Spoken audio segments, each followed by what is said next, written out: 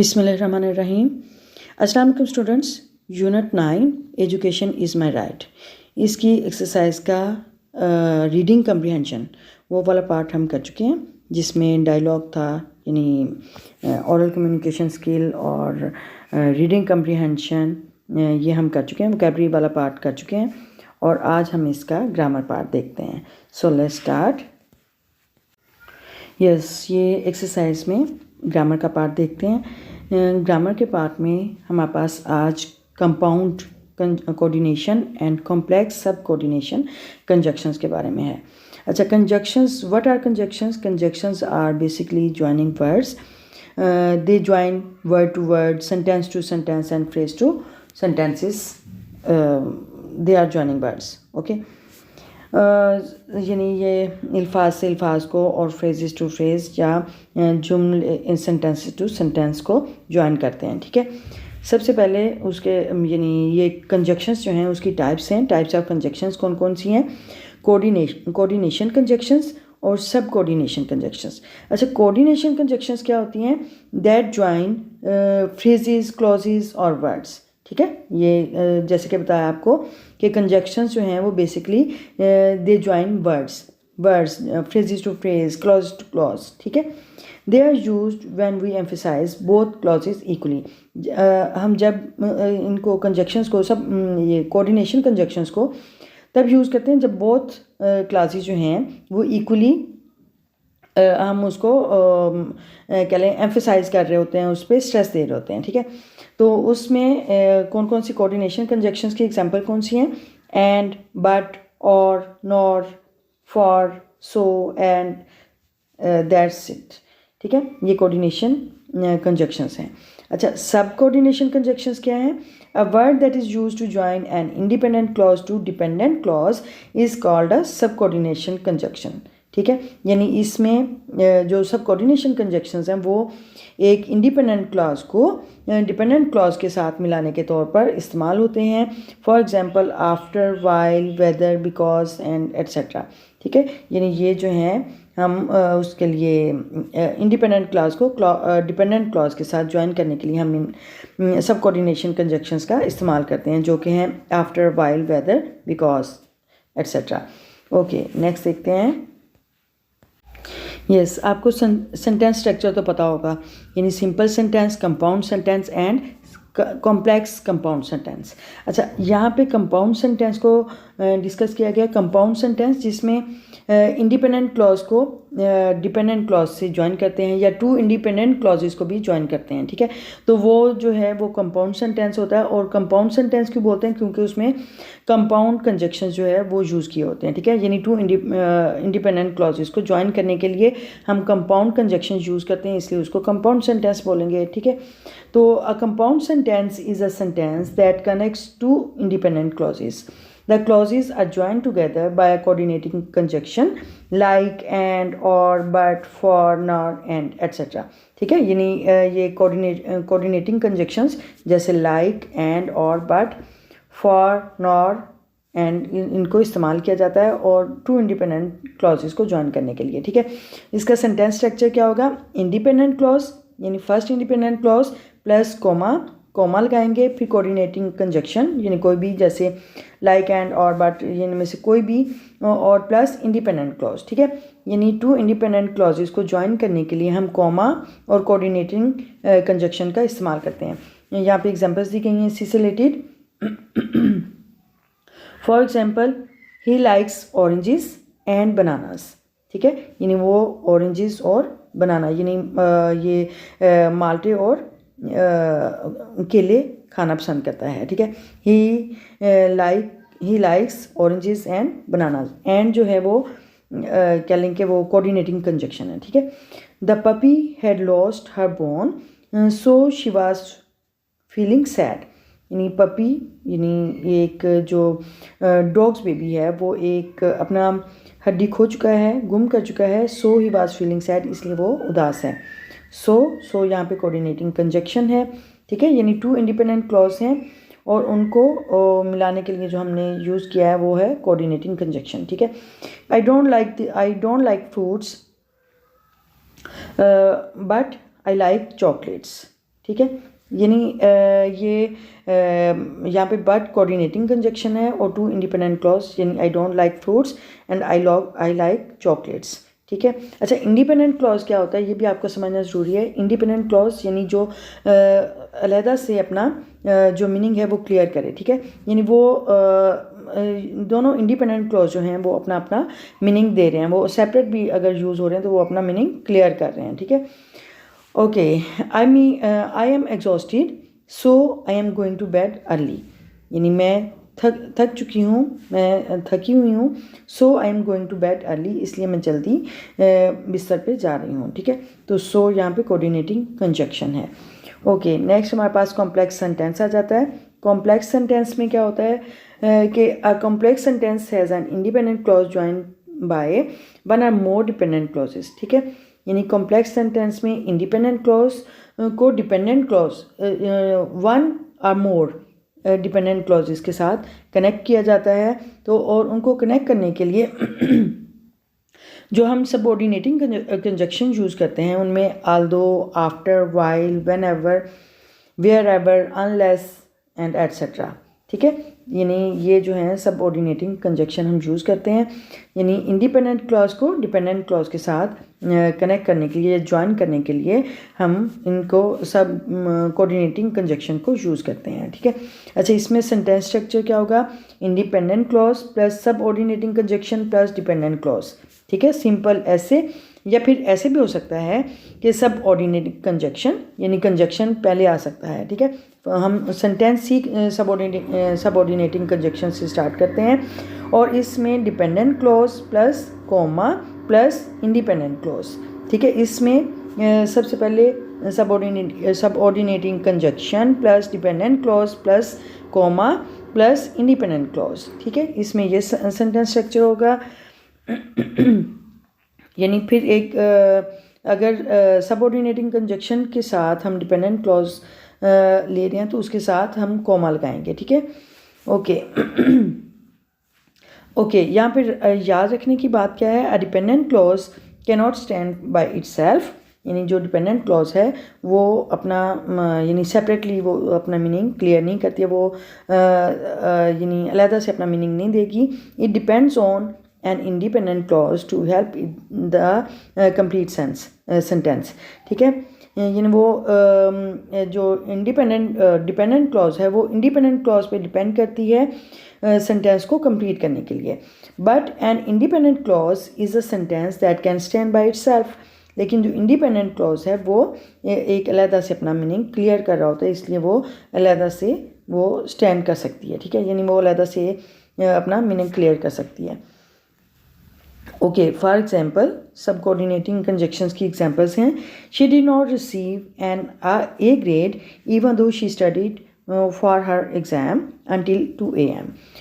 उसने A grade हासिल नहीं किया, उसने ए ग्रेड हासिल नहीं किया था क्योंकि अगरचे वो 2 बजे तक एग्ज़ाम के लिए 2 बजे तक पढ़ती रही, ठीक है। यानी उसने 2 बजे तक उसने पढ़ाई की एग्ज़ाम के लिए, लेकिन वो ए ग्रेड हासिल ना कर पाई। ओके, नेक्स्ट इसी को एग्जांपल को देखें।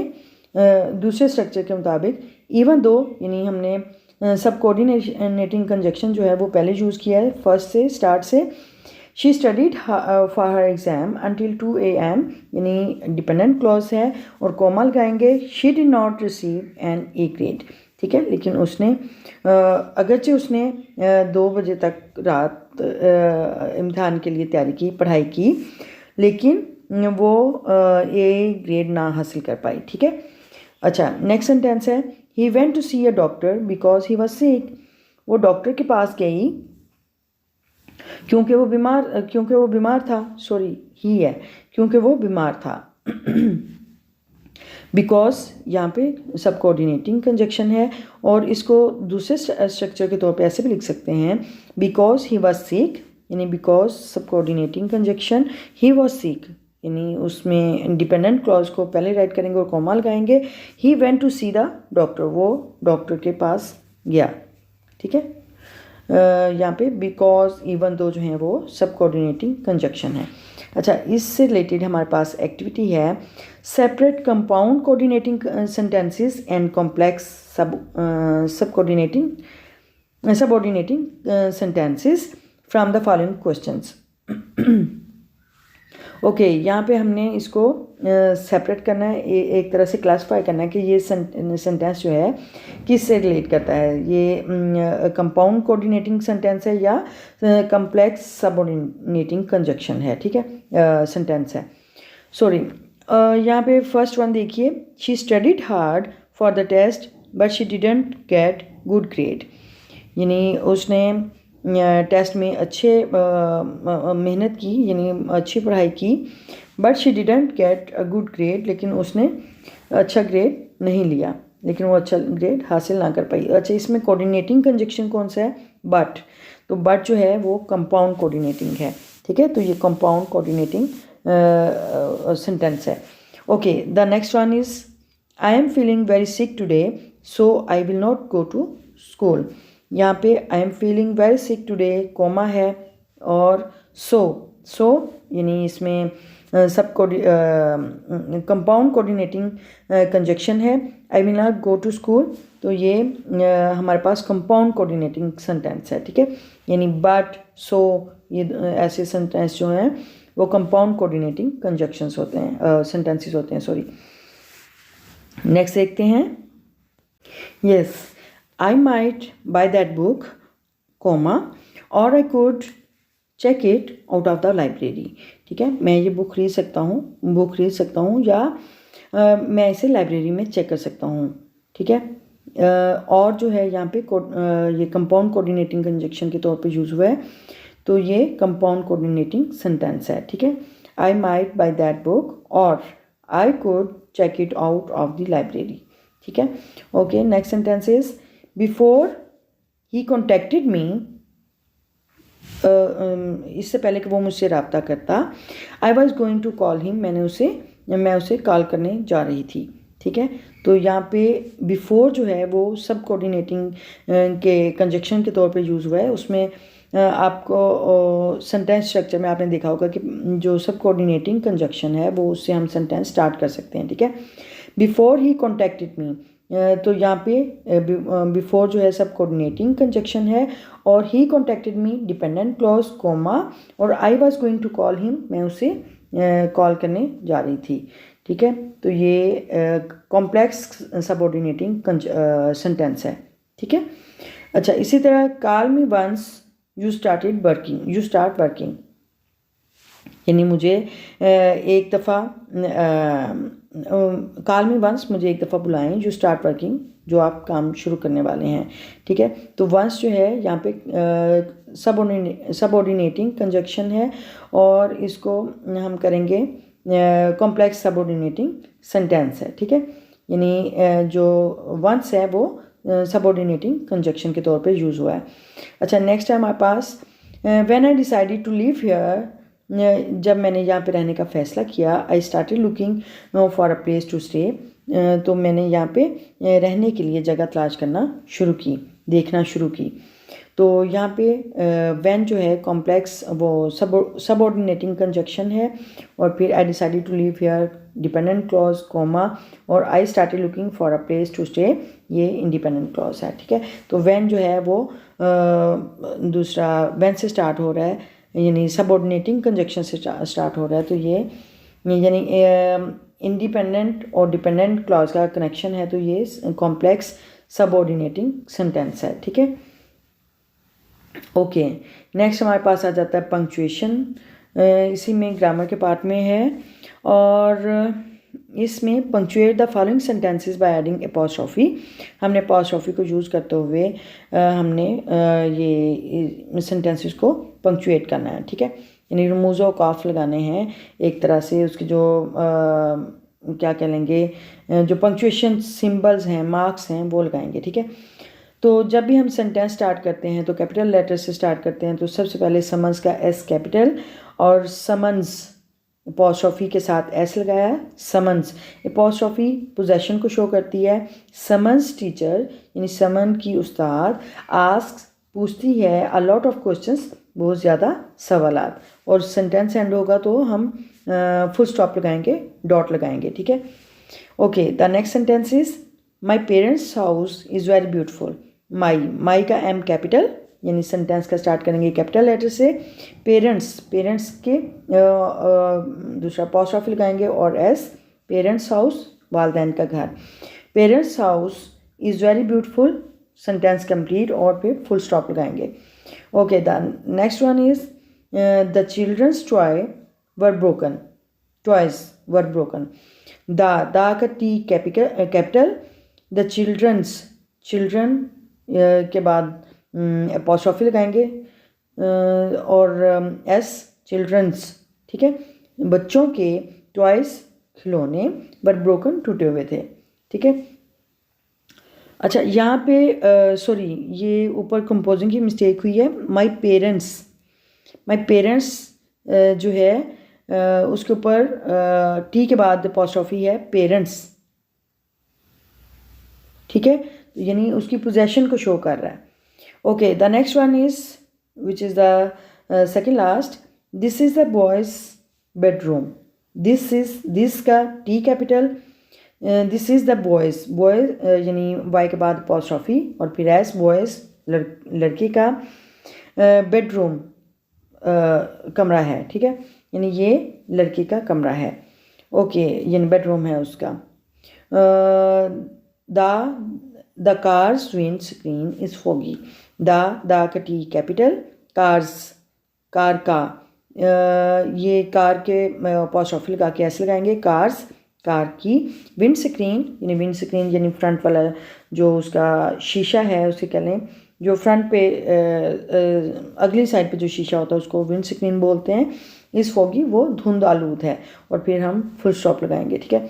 The cars wind screen is foggy. Okay, हमारा ये ग्रामर का पार्ट जो है वो कंप्लीट हुआ। इसमें हमने आज दो चीज़ें डिस्कस की हैं, कोऑर्डिनेशन कंजक्शन और सब कोऑर्डिनेशन कंजक्शन, ठीक है। और कंपाउंड कोऑर्डिनेशन कंजक्शन जो है उसमें टू इंडिपेंडेंट क्लॉजेस को ज्वाइन करने के लिए जो हम कंपाउंड कंजक्शन यूज़ करते हैं उसको कंपाउंड कोऑर्डिनेशन कंजक्शन बोलते हैं। और जो कह लें कि कॉम्प्लेक्स सबऑर्डिनेशन कंजक्शन है, उसमें जो एक इंडिपेंडेंट क्लॉज होती है और दूसरे वन और more than one dependent clauses को जब हम ज्वाइन करते हैं तो वो सबऑर्डिनेटिंग कंजक्शन के साथ ज्वाइन करते हैं, ठीक है। तो वो कॉम्प्लेक्स सबऑर्डिनेटिंग सेंटेंसेस कहलाते हैं, ठीक है। तो ये आज हमने दो चीज़ें सीखी, और ये अपॉस्ट्रोफी की प्रैक्टिस आप पहले भी करते आ रहे हैं, ये एक प्रैक्टिस के साथ एक्टिविटी थी। और tomorrow we will do the writing skills part we will see, and if you learn from this video, please like the video and place a good comment in the comment box, and share the video with your friends and relatives. And if you are the new one on this channel, please subscribe my channel and support my channel. And don't forget to press the bell icon button so that you see the new notification of new lesson. See you soon in the next video. Till then, Allah Hafiz.